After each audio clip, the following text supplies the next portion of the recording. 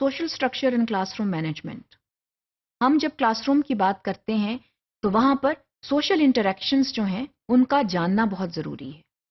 जो social structure classroom का होता है वो ये डिटर्मिन करता है कि वहां पर स्टूडेंट्स के आपस में रवैये क्या होंगे।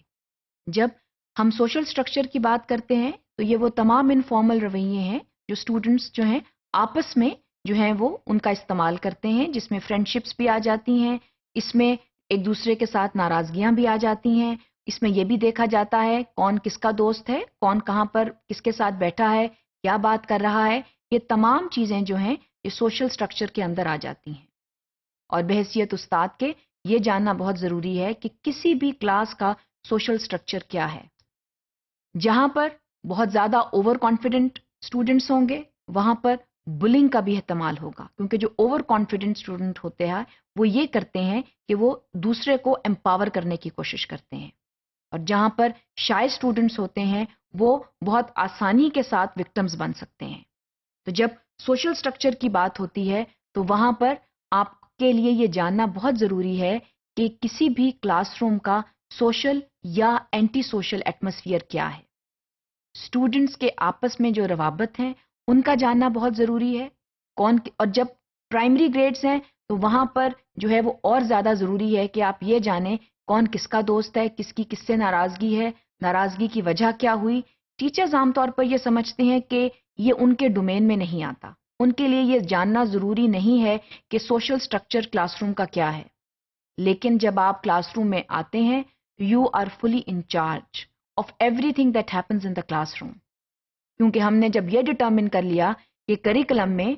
जो अफेक्टिव डोमेन है और एकेडमिक डोमेन्स दोनों आ जाती हैं, तो फिर जो सोशल स्ट्रक्चर है which is part of the affective domain वो भी बहुत ज़रूरी है कि हम उसको समझें और उसको हैंडल करें। तो जो सोशल स्ट्रक्चर है क्लासरूम का उसको जानने से ये फ़ायदा होता है कि हम क्लासरूम में ग्रुपिंग ठीक तरीके से कर सकते हैं, पेयर वर्क ठीक तरीके से करा सकते हैं, और स्टूडेंट्स को आपस में हम ठीक तरीके के साथ उनका जो रिलेशनशिप है उसको मेंटेन कर सकते हैं। तो जब हम सोशल स्ट्रक्चर की बात करते हैं और उसके साथ मैनेजमेंट की बात करते हैं और उसको बुलिंग के साथ मिलाते हैं तो ये तमाम चीज़ें जो हैं इनके आपस में बड़ी क्लोज नेटवर्किंग होती है। So when we talk of the social structure of the classroom, it is very important to see the kind of formal or informal relationships that students have in the classroom. इसके अलावा जो है वो ये देखना ज़रूरी है कि जो स्टूडेंट्स हैं वो किसको साइडलाइन कर रहे हैं, किसको इंक्लूड कर रहे हैं। बाज़ औक़ात स्टूडेंट्स जो हैं वो मुस्तकिल तौर के ऊपर किसी एक ख़ास तालिब इल्म को साइडलाइन कर देते हैं और ये कह देते हैं कि हम इसको अपने ग्रुप का हिस्सा नहीं बनाएंगे, या आप किसी और ग्रुप में चले जाएं, आप हमारे साथ काम ना करें। ऐसा नहीं होना चाहिए। इसका मतलब है कि उस क्लासरूम का जो सोशल स्ट्रक्चर है वो इंतहाई कमज़ोर है, क्योंकि उस्ताद जो है वो ये जानने से ही कासिर है कि आपस में स्टूडेंट्स के जो हैं वो क्या रिलेशनशिप्स हैं। तो जब आप किसी को सोशल एक्सक्लूजन का शिकार कर देते हैं तो वो एक विक्टिम बन जाता है और वो बहुत आसानी के साथ बुली भी हो सकता है।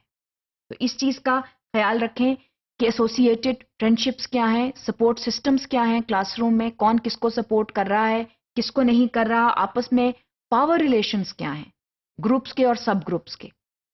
जब टीचर को ये मालूम होगा तो स्टूडेंट्स भी मोहतात होंगे,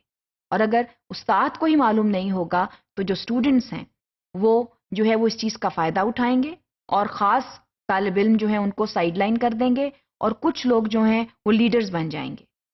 और जो अननेसेसरी लीडरशिप होती है दैट कैन लीड टू बुलिज्म। इस चीज़ की आप ख़ास एहतियात करें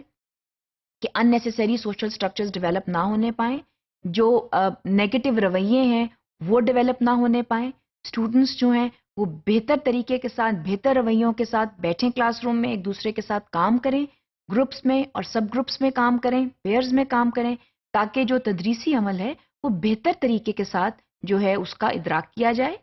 ये प्रोफेशनल प्रैक्टिस भी है, और इसके साथ साथ जो क्लासरूम मैनेजमेंट है वो भी मुस्बत और बेहतर होगी, और इसके साथ साथ क्लासरूम डिसिप्लिन आएगा और जो नेगेटिव मनफी जो रवैये हैं उनमें खातिर खा कमी वाक़या होगी।